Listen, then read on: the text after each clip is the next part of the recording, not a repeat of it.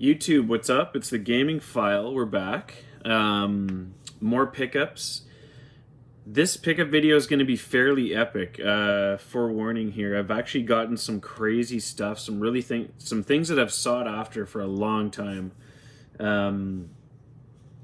I did sell a lot, not a lot of my collection, but I mean, there's definitely a lot of games back there, but I've really pared down. There's not too much more than that. You will see in a room tour video eventually. And I'm going to show you some crazy finds. I think we're going to start off. So we went under lockdown here. I'm up in Canada. We went under lockdown for about a month or two with the whole virus.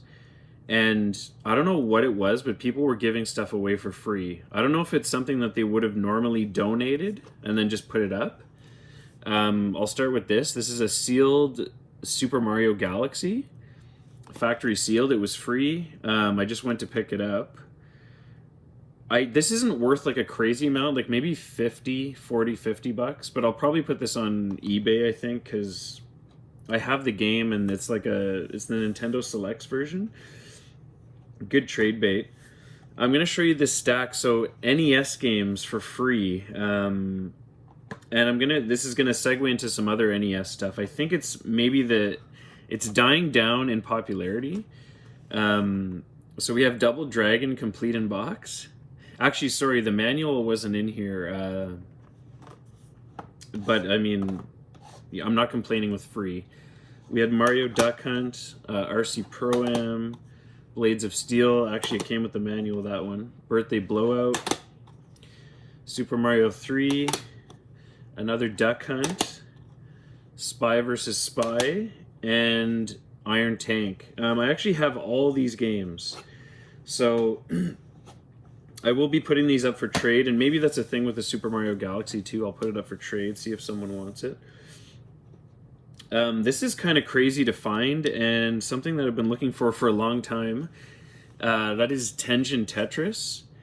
I don't know if you guys can see from the quality of the box here. It's not the greatest. It's a little sun faded on the front. It's not the best shape. It still has oh, there's a price tag. I should take that off. Still has the hang tab, or sorry, the little tabs inside the box here and stuff. But it's complete. The game's in really nice shape, and it comes with the manual and the Tengen sleeve and all the stuff. So it's pretty much complete. It's just the box isn't perfect. This was 60 bucks, 60 Canadian, so that's that's really good for this game, complete. I don't mind, usually I'm pretty picky with boxes and stuff, but if there's a deal like that, I'm not passing it up. In my town where I am, like there's so many people reselling and buying video games. But for some reason, this was up for a while. Usually, like, an ad is up and it's gone in like, the first 15 minutes. That was up for a while. I think the NES is maybe starting to dwindle down a bit. And that kind of leads into this pickup, too. We have A Nightmare on Elm Street. LJN. This is a crazy game. It's like a 4-player game. Really, really cool. But this is also complete. So I'm a huge horror fan, and this has been on my list forever. I have Friday the 13th complete for NES, and I really wanted A Nightmare on Elm Street. So this ended up being 80 bucks Canadian. The guy wanted 100. I asked for 80, and he took it. This game goes for maybe around 200 Canadian. So, I mean, I don't know if NES games are just not as cool anymore, but there's a couple that I'm still looking for, so that was awesome to find. I just picked this up yesterday. Another thing that's maybe losing popularity, Illusion of Gaia for Super Nintendo. This came complete with the map, posters, everything. So that's really crazy, and this was 30 bucks. I do have this game, but I didn't have the inserts for it.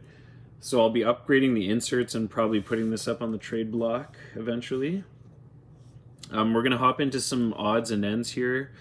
I'll try to keep it themed. So first up, the only Switch game I picked up is Creature in the Well. This is I Am 8-Bit limited release. This game looked really cool, so I had to pick it up. I went crazy with the limited run games when Switch first came out. So I have like the first 30 of them or so. I plan on selling them because they're all sealed and I really don't care. I'll keep a few that I actually want to play. And there's some games like this where I'm actually going to play that I'm going to buy now. So I got Scott Pilgrim and a few others that are on order, but I'm really trying to like narrow my collection down to things that are really cool, things I want to play, and get rid of all the filler because it starts to bug me because I have too much stuff, honestly. We have the sole PS1 game, or I should, well, yeah, the only PS1 game, Soul Divide. I actually saw this in I watched Sick Cooper's double jump game videos, and someone traded this in one day, and he had never heard of it, I've never heard of it, and then I started looking into it, and it's not an expensive game. I don't know if you can see by the cover art there, but it's actually a 2-player side-scrolling shoot-'em-up fantasy game. So all those things kind of checked the boxes, and I was like, I need to pick this up. I think it was $30, pretty cheap. So we only have a couple consoles left, and there's some crazy stuff in here. I don't know if you guys know this, but the first system I ever played or I ever got was actually a Game Boy. An original Game Boy. My parents got it for my birthday. I must have been like 9 or something. So that really started my whole obsessive gaming, like my fanaticism for the culture and everything. I always loved the Game Boy. I love the portability. I love like kind of how they would make a game but like de-res it. So there's like ports, but they're kind of like more simplified but shorter versions. So games that I can really play today with like limited time of gaming. So I'm going to go through the loose games. We have some cool loose ones. This was a Facebook Market find. We have Lemmings for Game Boy and also Alien vs. Predator. Someone was able to ship this to me in Canada for cheap, so I bought those two. I'm not going for a complete set, but definitely all the games that I haven't played. Robocop 2. I just beat this game recently. Actually a pretty awesome game. Very simple platformer shooter type thing, but cool graphics, big sprites. Not a crazy long game, but actually pretty fun. So that was fun. Spider-Man 2 I picked up recently. This was a 15. Robocop versus Terminator. So just like horror movies, I love early 90s and stuff like that. Robocop is probably one of my favorite movies of all time, the original. I always thought they should have made a Robocop versus Terminator movie. This game's really bad though for Game Boy. They really tried to, it was a late release, and they really tried to push the Game Boy to its limits, and it shows. The game kind of slows down, and it's not great. These were 2 pickups at a pawn shop, actually. I never go to pawn shops anymore, but actually my girlfriend was at the pawn shop, and she's like, hey, there's a couple games you want to, and I'm like, oh, I've never heard of these or seen these. I'm like, buy them. Bomberman Max Red and Blue. So I don't know much about them, but figured, why not? Now we're going to go into some serious stuff here. I'm trying to remember. There's a story behind this too. I was buying something on eBay from someone who was fairly local, like a Canadian, but in the same region. And I was messaging him. I'm like, hey man, I'm interested in a couple of your things. Would you want to do a deal on them? And he said, what's your address? I want to send you some mail. And I was like, hey, that's kind of strange. But anyways, I said, fine. I gave him my address, which was maybe not the best thing to do. In the end, it worked out. He sent me a letter in the mail. And the letter said, oh, hi, like, no problem. I can give you a deal. Like, we'll do some sales outside of eBay. I'm planning to sell most of my collection. So, of course, this all piqued my interest. He sent me an email with his whole list, a spreadsheet of his collection, and this guy had some crazy stuff. Like, even with his eBay listings, he was charging, like, pretty good prices already. But the fact that I could avoid eBay, save like maybe 15-20% on everything, buy a bunch of stuff from him, and get some crazy wants off the list, it worked out extremely well. I might be purchasing a few more things from him. We'll see. We're still working some stuff out, but I got some crazy stuff here. So I'm going to start with the Game Boy. And these are all kind of Game Boy wants that have been on my list forever. And everything is in crazy good condition. So it's from his personal collection. First we have Bart Simpson's Escape from Camp Deadly. I'm on the hunt for all the Bart Simpson Game Boy games. We have the original Battletoads for Game Boy. Great game.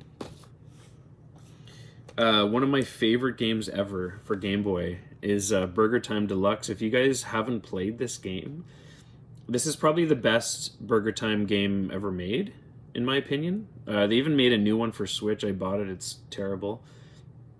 This is an amazing game. There's cutscenes between the levels, and it's like Sunsoft just did an amazing job. Super tight controls, really quirky, really funny game. I love Burger Time Deluxe. And for some reason, I don't know, orange is one of my favorite colors too. Just the fact that this is like, I don't know. I love complete in-box Game Boy games. Next up we have Bionic Commando. This is like the original Bionic Commando. Great game. Earthworm Jim. So like I was mentioning before, kind of the de-resed versions of games. This is similar to that. So it's like the original Earthworm Jim, but kind of, broken down a little bit. Very cool game. This game is pretty rare to find in the box. Like this, these were all complete, by the way, like with manuals and everything. The only game that he had that wasn't super good condition was this one. Sorry, it's in good condition, but there's a little bit of fading on the front cover. It's nothing crazy, so I still decided to pick it up, and he gave me a really good price on this.